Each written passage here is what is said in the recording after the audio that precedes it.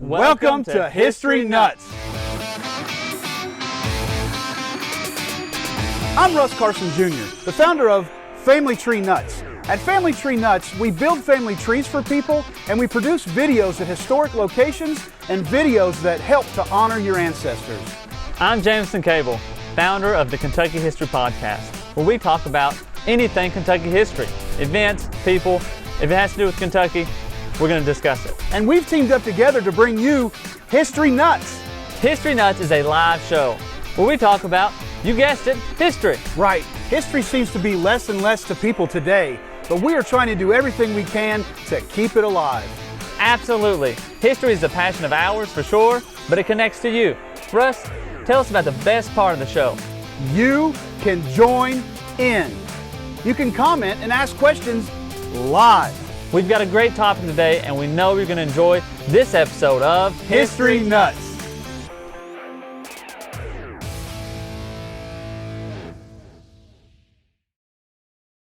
What's up, everybody? This is Russ again from Family Tree Nuts with my buddy Jameson Cable, Kentucky History Podcast. Awesome. And man, do we have a topic to talk about tonight. Controversial. I cannot believe that you're the one that wanted to talk about this. Oh, whoa. I think it was your idea. No, I don't know. I'm trying to run a clean show here, man. You know, this one may not be for the kiddos, kind of thing. So, but you're the one that came up with this idea, I think. Couldn't you say you might be related to her or something like that? I don't think so. No relation. All right, guys. Before we start our show tonight, we want to remind you to make sure that you join in. We look for some comments. Make sure you chime in and tell us where you're from. Tell us what was it, where you're from, and if you're related to our subject tonight. And what was the other ones, Jameson? Share the video. Give us some comments. Yeah. Anything's good. And you're going to do a drawing at the end of the show. Yes, too, right? Big giveaway for our hatchet. That's awesome. I'd like to have that myself, I think. So those are big news. They've got a place in town in Lexington that you can go and do that for fun. So. Oh, cool. Yeah, that would be cool. I'm trying to figure out how to get this on here so we can see the comments back on it. Mm-hmm. There we go. But we'll do the giveaway towards the end. Once we wrap things up, we'll see who gets the Fort Herod hatchet, if you want to call it that. Yeah, so comment from where you guys are at. Don't forget to do that. I see Lisa says she's from Carlisle, Ohio. Mm-hmm. And we got some people coming in. Ashley said she's from Western Kentucky. Lisa, and we had a couple others there. I can't figure out, my thing keeps freezing up on us. This is live. Mm-hmm. Ashley's from Western Kentucky. Carlisle. You said Carlisle, Ohio? Yes. I wonder if it's named after the same person of Carlisle County in Kentucky. Probably. Well, or Carlisle, Kentucky, and Nicholas County. Oh, yeah. So, where Daniel Boone's last home in Kentucky. If that's not our show tonight, we're talking about Miss Belle Breezing. Mm-hmm. Very unique character, to say the least. Who is she? Well, and I'll start by I'll mention this. If you are interested in more stuff we of course cannot talk about all of her history here in this time, but if you want to check out more, there's a book called Belle Breezing, American Magdalene by Doug Dattershell, and it's a whole book, so if you want more, you can go check that book out, and you'll find out more about her. So awesome. Have to check that out. And that's the other thing too, is we try to let people know that we are not necessarily the renowned experts on Belle Breezing, but both of us know a lot about it. It's somebody that when you say her name, it's one of those, you know who Belle Breezing is, don't you? Yeah. It's an under the table. Have you heard about this lady? You might even look to your left, look to your right, and say, you know who Belle Breezing is, don't you? So I remember my father-in-law telling me about him. He was there when her house burned in 1973, but. Well, he was a police officer in town, but he wasn't there. She'd been gone for quite some time by then. But so Belle Breezing, the famous Southern madam, I guess you'd say, former prostitute, and she had a pretty rough start, didn't she? real rough childhood, which you know a lot of people can say your childhood is who what kind of childhood you have can very well influence your later life. But she definitely had a rough childhood. She was born illegitimate. She her mother was a prostitute and an alcoholic. She's a part-time prostitute, dressmaker officially. Oh, okay. I don't know how you can be a part-time prostitute. Yeah, I don't know. I don't know the hours for that. I don't know how you handle that. But she had a sister. She did have a sister, and her mother got married. And what they did, because I think what's her actual last name? It's not Breezing. Cox, C-O-X. Okay, and then but her mother married a Breezing, and the typical thing was that they would her and her sister would take their last name, or the boyfriend husband's last name, and there you go. That's that part of it, I guess. She was never adopted by him though. So he owned a saloon, and they owned, that marriage only lasted about 6 years before they split up, and and her mom was poor. I mean, a lot of it's opportunity. A lot of people will judge, but what do you say? Until you walk a mile in somebody's shoes, you shouldn't judge them, because they did start out with a pretty rough start. Are you there? Hear me? I got you. Can you hear me? Yeah. Okay. Oh, yeah. But yeah, it looks like we're a little bit sketchy. Like I said, this is live, folks. We see. Linda says, "Hey, from Bean Station." It's a very historic spot right there in Bean Station, Tennessee. Cool. She says she's no relation, but just love us, so that's cool. Ashley tagged somebody, Matt Dobson, and Sue said to go to the Lexington Public Library. Yes, really good books on her. Yes, so. they do. But why would you want to go to a library and read when you could tune into this show and learn everything right? We'll do the reading for you. We'll do. There you go. But so anyway, she started off, and I guess she had her first boyfriend, I guess you would call him, at a tender age. Yeah. I think, was it 15? 15. She 12. 12. Yes. 12. So yeah, that's a little young. And it was legal. He was 36. I think he was married and had a family. Yeah. I guess the age of consent was 12 in Kentucky during the time, but which to back up, she was born in 1860, so that's when she was born. If you go into some time context, right. So we go to 1872. She's got her first beau, and I guess they went together for a couple of years. He bought her things and things like that, but I don't know. I guess that's a real tender subject there. But by the time she's 15, apparently she's got 3 different fellas. And she does wind up pregnant. And who's the father? They don't know. I mean, they don't know exactly for sure. She does end up getting married to. Let me see. I'm looking here. What his name was? No, not Jenny Hills. Do what? Yeah, Mr. Keller. Yes. So she gets married to him, which of course you can imagine the relationship is not good by any means. Well, they got married, and she never did move in with the guy, but he only 9 days later, one of the guys ends up dead. Yeah. She asked for a gun. They say it was a suicide, but people think maybe Belle killed him. Yeah. Or one of the other guys that wanted to marry. Yeah. Wanted to be involved with her. So what a daggone mess. Yeah, and then she goes lives with her mother, and her mother dies.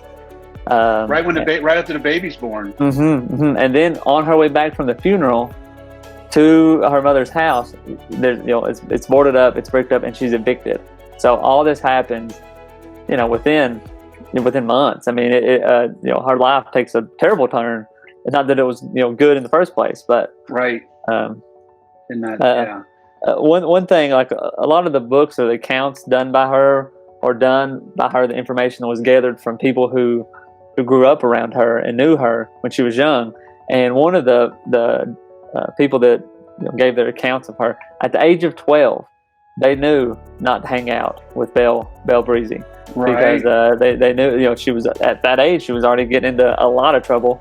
So that's kind of how it went. She had a bad reputation. Her mom was a known harlot, I guess you'd say, and so it kind of like she'd been shunned at an early age, and her mother tried to keep her in fine things, and but it developed her personality, I guess, to prove other people wrong, and we talk about that there at the end, but kind of developed of her strong will and attitude towards lots of other people and things. But so she's out. She basically gives her baby, Emma, to the neighbor, and hits the streets. She's out walking the streets, and things are pretty rough. I think at one time, her and another gal named Molly ended up. There's a picture of Jenny on there, but her and Molly try to commit suicide with morphine. So, not undifferent than some things today. Morphine was a terrible thing, like heroin would be, I guess, today. Or meth or whatever. But but anyway, she finds herself at Miss Jenny Hill's doorstep. And the interesting thing about Jenny Hill's place, do you know the big connection? And this is I've toured it. I've been in it many times. So it's Mary Todd Lincoln's former house. Mary Todd Lincoln. Think about that. Her house, just a few years after her husband was the president, his house is a whorehouse. Yeah, became a big brothel. I mean, that is some parallels to history. You have, Abraham Lincoln was in that house. I mean, he was there, and then how the world turns, man. Gets her start there. Jeff says he may have to get that book. Linda says her ancestors settled in crab orchards between 1797 and 1803. I thought you'd like that. There you go. What's Linda's last name? Linda Kellogg Bales. I don't know. I'm thinking I know a lot of crab orchardians. I guess. How do you say that? Crab orchardians. That's pretty cool. But so she's working with Jenny Hill there, and she's an entrepreneur, has an entrepreneurial spirit. Very much so. I can do this myself. And she does. She opens up a brothel in like 1881. I think that's her first one. Yeah, 1881. And it's really cool. The coolest thing I found about her is the governor's pardon. And you have a shot of that, Jordan? Can you show that? We'll show that up here in a second. But the governor, so she was making her money and doing her thing at her establishment, and there's so many customers coming in that of course it brought more attention to what she was doing. But the governor at the time, Luke P. Blackburn, issued a pardon. It's the one with the document.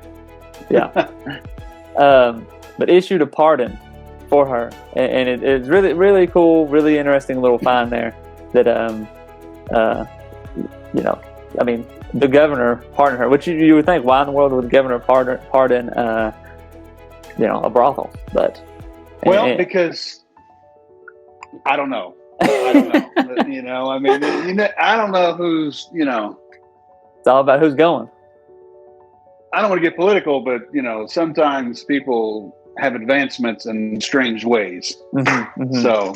But Linda says that Reuben Pugh is her ancestor, P-E-W, like Church View. Okay. So, and I see Rita Beach has joined us there. What's up, Rita?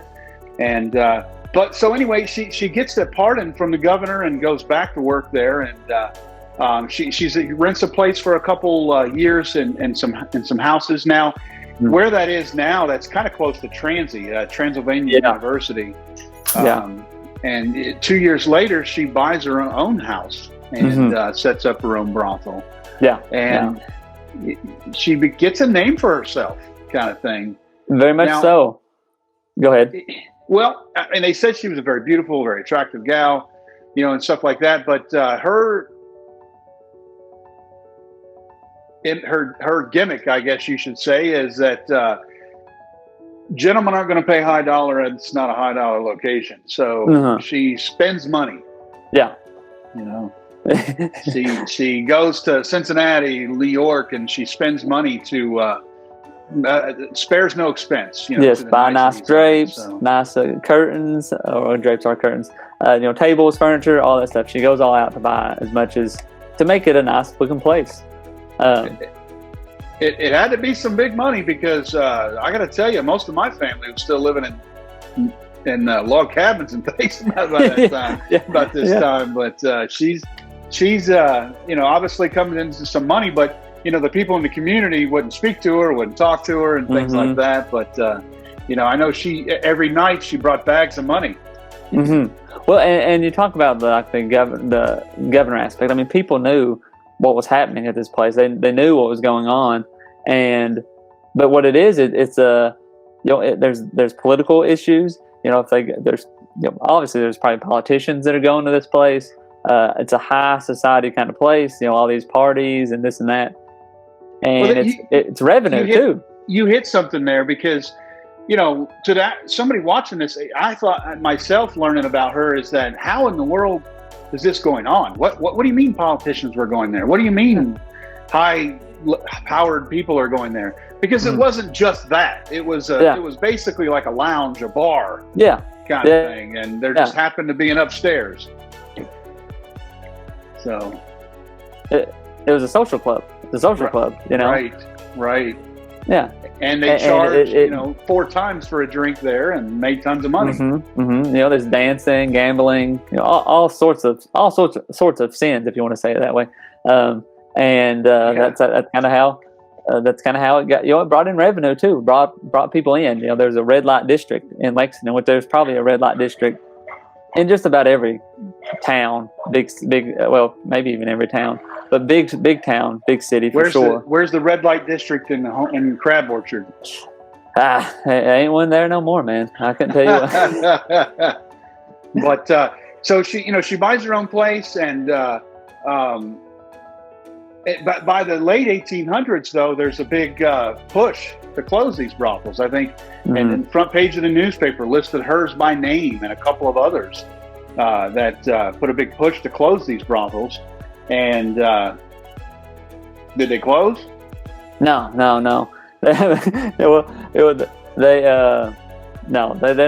They may move or relocate or go under a different name. They don't close. That's one thing that I think the cities realize, like, they can't stop it. They can't stop it from happening. So let's move it away somewhere else or to.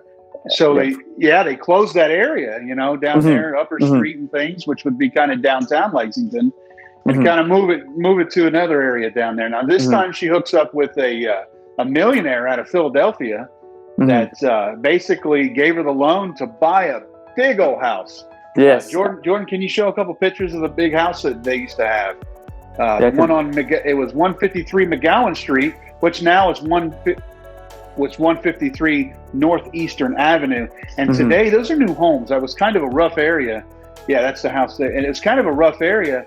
And they've torn all these houses down and built new houses today, kind of thing. But it is a big old place, She spared no expense. And what she, part of her goal was, as a hostess, if you want to call it that, she had 3 separate, like, ballrooms, if you want to call it that, 3 separate parties going on. And her goal was that if you're at party 1, you have no clue who's at party 2 or party 3, and it just becomes this massive social event. And you go to Belle Breezing's for the night, and then you go home, and the next day you talk to Jimmy, who was there too, and you had no idea he was there. So it makes this big. It was just a center point of society, if you want to call it that, I guess, of socializing, even though loads of other bad stuff was going on, for sure. Well, I think that, one of the things too is that, the horse market here in central Kentucky was one of the biggest reasons, thoroughbreds. There was big money people coming into town, and nobody knew him. So therefore, seeing him go in and out of there, nobody would recognize that. But, it went on for a long, long time. I think in 1895, there was a fire, up in the attic and burnt it, but they built on. She added more to that. She made it better in that sense. But a very focal point, I guess, of Lexington society. And here, you have it's a big brothel basically. And Jordan, could you show a couple of photos of the inside of the house, the parlor and things like that, and you get an idea of Victorian age house. It looks it no expense was spared. Kind of thing inside there. It with the mirrors and the lamps and the like you said, the shades and everything like that. It was just a real fancy place in there, and one of the best decorated homes, they say, in all of Central Kentucky.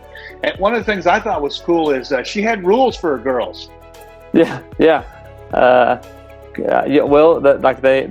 think one of the payment methods, I guess you could say, however you want to say it, they had to make $20 a week, or that might not be the exact number, but once they made that much, they could be done for the week. But if they wanted to make more and keep working, they could keep going. And that was kind of one of the ways that kind of, I guess, helped her out as far as business.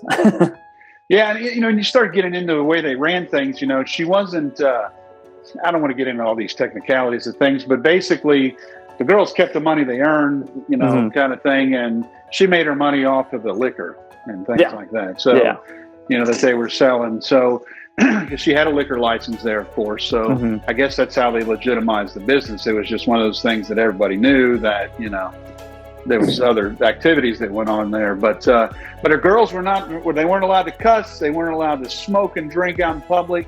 They weren't allowed to hang out on the porch. They weren't allowed to hang out of windows. And if they're in public, they had to act like a lady. They had to wear nice dresses if they were on the first floor, kind of thing. So it's the same. It's the same. She bought nice things, and she expected her employees to appear nice as well. That was kind of the business model. Was if you look presentable, if you spend big, then people will pay.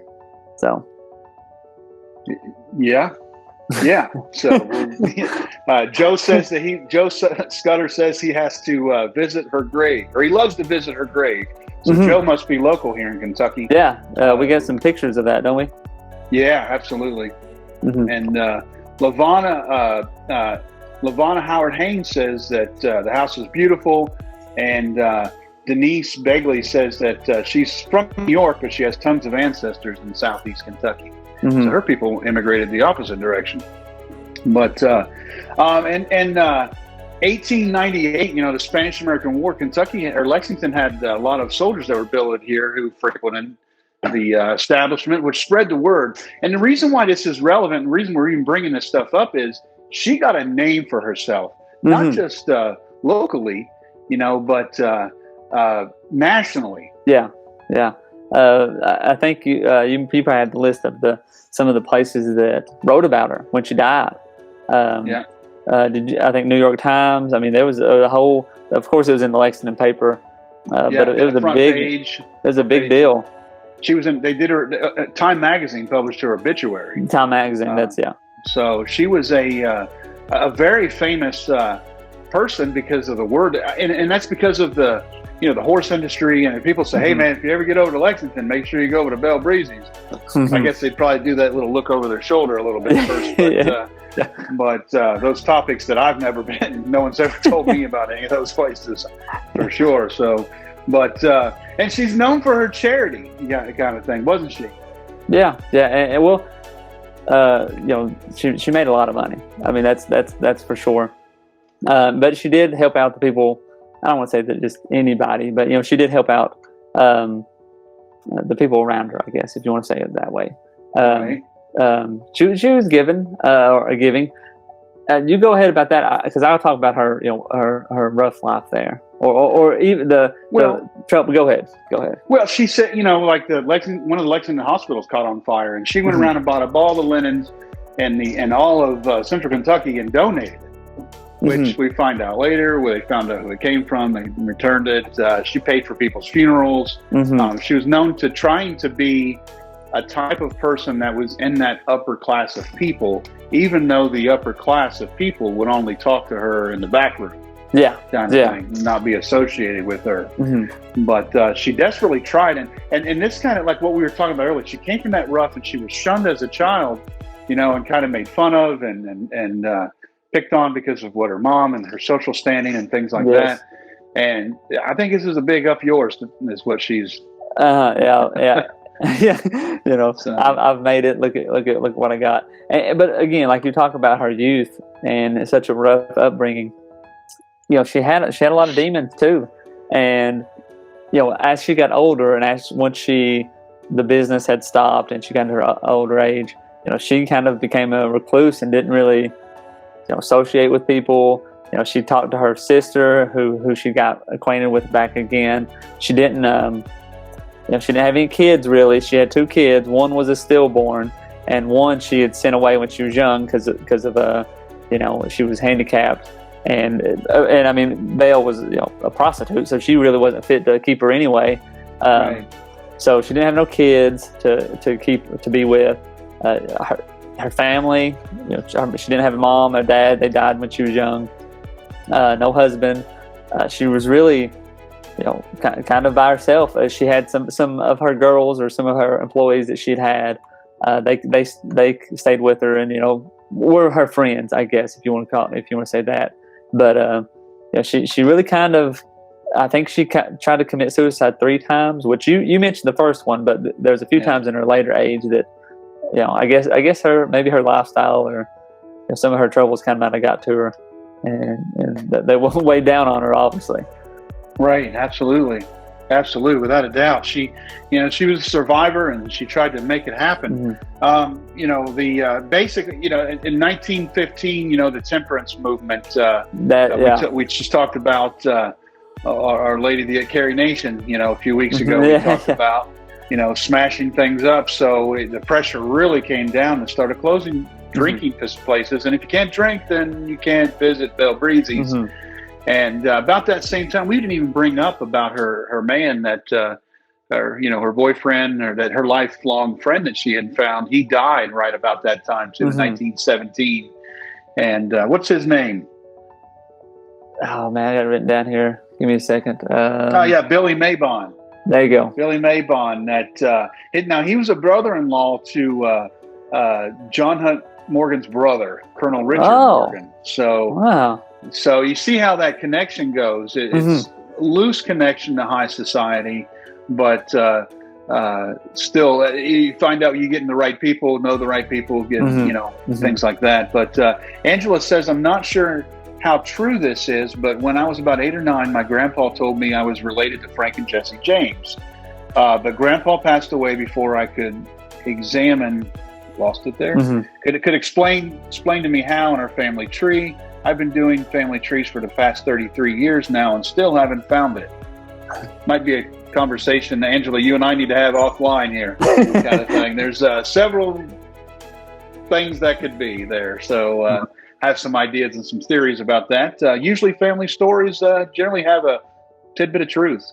Some are completely fabricated, but Joe says that she catered to the upper class without a doubt. And he also said her daughter was handicapped, but she provided for her daughter quite well, and she purchased a headstone for her mother.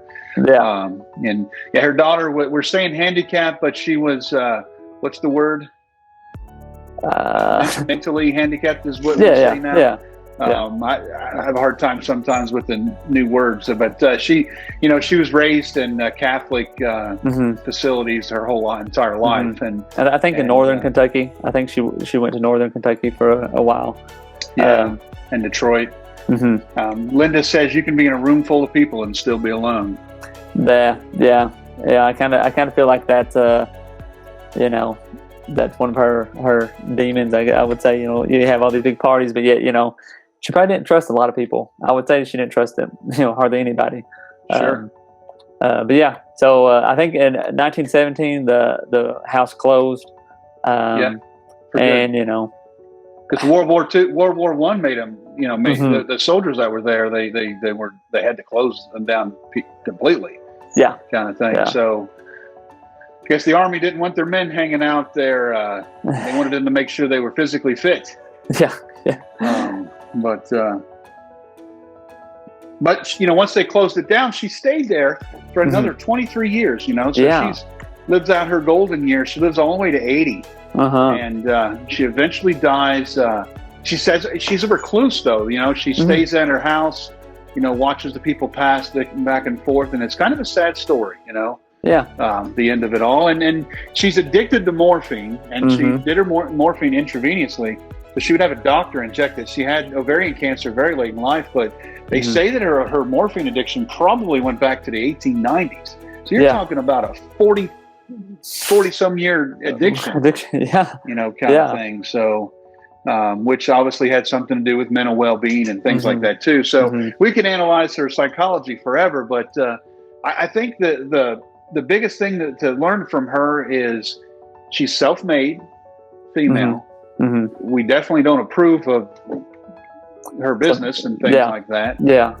But she made a name, kind of like Aunt Jemima made a name for herself, or Nancy Green, who was portrayed by Aunt Jemima, made a name for herself early on like that. And it's definitely not somebody we celebrate, but it's somebody that was a very topic of interest. Yeah. Well, it's somebody you can look back on their life, and there's so many complexities, I guess you could say, that of her youth growing up. Obviously the business avenue that she chose was not a approved one, and then you look at she was kind of shunned as a child, but she did become successful in the matter of financially successful. Right. We have to admire her for that, for sure. And she took care of her employees, and helped out the community. All those things are good, noble things. And same as if when we look back at Boone or any historical person, you say, well, this was good, but this was bad. Especially in today's time. Yeah, and she fits in that very much. This was good, but this was bad too. Sure, so, absolutely. Hindsight's 20/20 by any means, or by all means, I should say. Linda said that did she ever keep records of her patrons? Yeah, and Jameson's great grandfather, right? So, well, that's a great point. I'm glad she brought that up, because I forgot about it. She had a diary that she kept, and the word is that it had a lot of information in it, and it was actually in the University of Kentucky, had it as an archive or whatever, and it was stolen, and nobody knows what happened to it. Which to me means there was definitely some incriminating evidence on somebody that had been there, and so somebody went there and stole it. So no doubt, that's pretty crazy. No doubt, the legacy, definitely. And Sue says that she went from just surviving as a child to being remembered and talked about for 80 years after her death.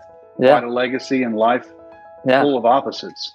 Yeah, that's I've never thought about that. That's a good thing. She went from being a street prostitute, kind of thing, and streetwalker to here we are talking about her, and there's books written about her. People, I'm sure, have done podcasts about her. It's all. She's famous. Yeah, and her legacy lives on too, because like they say that the character of Belle in Gone with the Wind, is modeled after her. They deny it, but it's pretty sure. Matter of fact, the person that wrote Gone with the Wind, her husband went to Transylvania University in Lexington and knew the story about Belle Breezing and and all that kind of thing. So. Because she got national fame, kind of thing. It was very well known, and in some ways, you'd say Lexington, and that's what people would think about. Yeah. So instead of basketball and fried chicken, or other things. But I know that her they had an auction that lasted for 3 days after her. Wow. Her. Can you show that picture, Jameson? Everybody lined up at Jordan.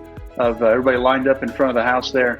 Went for 3 days, and they said tons and tons of people came selling her items. Now they sold her items for the upkeep of her daughter, Emma. Kind of thing. I saw her bedpan, I guess you'd call it, sold for $400. Wow. 1940. So silver plated. What? Oh. So, she had a lot of nice things, that's for sure, in there. Joe says after she passed away, they had an auction that lasted for 2 days. There he goes. People came from right and left to see her stuff. Ain't that a fact? Yeah. There was a ton of people lined up. Most of those look like men, but Linda said I would have loved to have found out that my family visited. I have both in-laws and outlaw ancestors. Sometimes you're both. That's true. But in 1973, the house burned down. Jordan, can you show the picture of them, the house that's burned down with the fire trucks and stuff out front? Wasn't it a boy playing with matches? I don't know. I think that's a boy was playing with matches, and it accidentally caught fire. And as things burn. Because they turned it into an apartment building like they do so many of these old houses, and I hate when it happens. But turned into apartment buildings that burnt down and it had to be demolished. Yeah. And they auctioned off pieces of what was left inside there, and even auctioned off bricks. Wow. And there, I think the bricks they wrote on there as a brick from Belle Breezing home, the most orderly of disorderly homes. There you go. Pretty well known, and definitely a legacy that she's left there. Sue says that her bedroom set sold for over $13,000 in 1987. Wow. So that's a lot. Yeah, those antiques, I guess, for sure. But, interesting. So, so anything else you want to say about Miss Belle Breezing? Madam, that you insisted that we talk about tonight? Hey, unique history. Definitely unique Kentucky history. Anything. Definitely. Kentucky history, I guess. Yeah, definitely, for sure. So, definitely somebody that controversial. Like we talked about Boone, was he a hero or not? I definitely am not saying Belle Breezing was a hero, but she's definitely an interesting character, and she's a victim of her circumstances, I guess you'd say. And she turned she made chicken salad out of chicken mess, I guess. So, but best way she knew how. But I think you were going to give something away, aren't we? Yeah. We got our big hatchet here from Fort Herod. It's made at Fort Herod. They do a lot of woodwork and all that stuff there. What is Fort Herod? Fort Herod was the first settlement in Kentucky. As far as I want to say first incorporated town, but I don't know that for 100%. I don't think that might be. I don't know if the fort or the town of Harrisburg. I'm not sure right off, but it's one of the first forts, man. It's still after they rebuilt it there in Harrisburg. You can go visit it. They do a lot of they got woodwork there. They got a blacksmith, a gunsmith, a whole bunch of cool stuff. You can go. I highly recommend going there if you're in Kentucky and around. I don't necessarily know if I would fly from out of state to come see it, but right. James Herod. Well, they got a Civil War museum that's in another building right there on the property. They also have the cabin where the Abraham Lincoln's parents were married right there too. It's a real awesome spot that everybody needs to visit. Yeah, for sure. First school was there. There's a lot of stuff. I mean, it's a real cool place, especially if you like history. Bill Duncan said Mary Grace needs to investigate soon. You daggone right, she does. And Joe Scudder says they need a Belle Breezing museum. Yeah, maybe you could head that up, Jameson, as a project of next project. Kentucky History Kentucky History Podcast. Rebuild the house. A replica.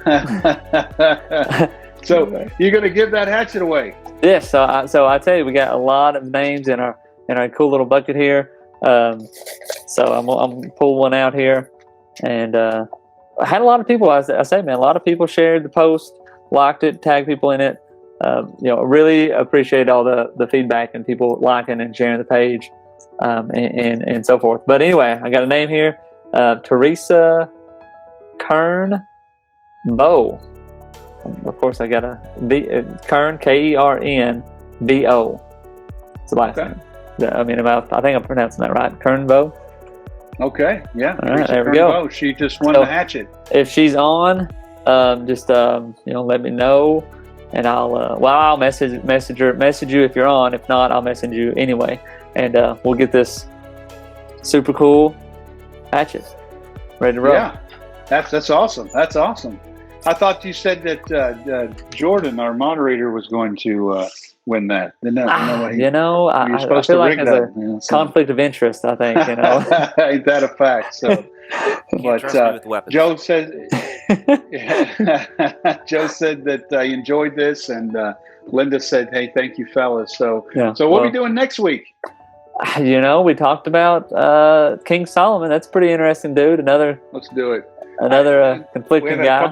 A couple people want us to do John Finley. The person that introduced, that took Boone into Kentucky in 1769. He was older at the time and kind of a mentor to Daniel Boone. So definitely going to have to do him. But let's do King Solomon. All right, next week. Solomon. Tell him who King Solomon is. He's a drunk. All right. You keep him from getting cholera and things like that. We'll leave you at that. That's a good one. But man, come on, man. So you wanted to do Belle Breezing, the famous madam, and now we're going to do drunks. Man. All right. Hey, it's interesting. Yeah, King Solomon would be a great person to do. Yeah, we'll have another giveaway to mention next Saturday or next Thursday as well. So perfect. And I see Jill's watching there. So, tell them real fast how do we find Kentucky History Podcast? All right, so Facebook or Twitter at KY History Pod, or that's where you can find us there. We have a YouTube channel, Kentucky History Channel. You can find some stuff there, but also you can find the podcast on Apple Podcasts, Spotify, or Google Podcasts, pretty much any major podcast platform. Just search Kentucky History Podcast and we'll pop up there. We'll talk about a lot of more in-depth Kentucky history and stuff like that. So go check it out. Tons of them. It'll take, if someone's just picking that up, it'll take them months to catch Oh yeah, it's about 52 some episodes. Our new episodes are going to start coming out in September, so we got a lineup there too. So plenty of good history. And of course, Family Tree Nuts, familytreenuts.org, Facebook, YouTube, all that kind of stuff. Lots of great stuff is coming big time with that. They're getting ready to make a stretch of road from Boonesboro to Athens called the Boone Heritage Highway. And we're going to be video documenting that. That's a new project that we're going to be doing here shortly, and some other things too. But and of course, building family trees and things like that too. But Sue said we went from long hunter to the oldest profession. Yep. That's accurate. I'm going to leave that one alone. And she said she's looking forward to next week.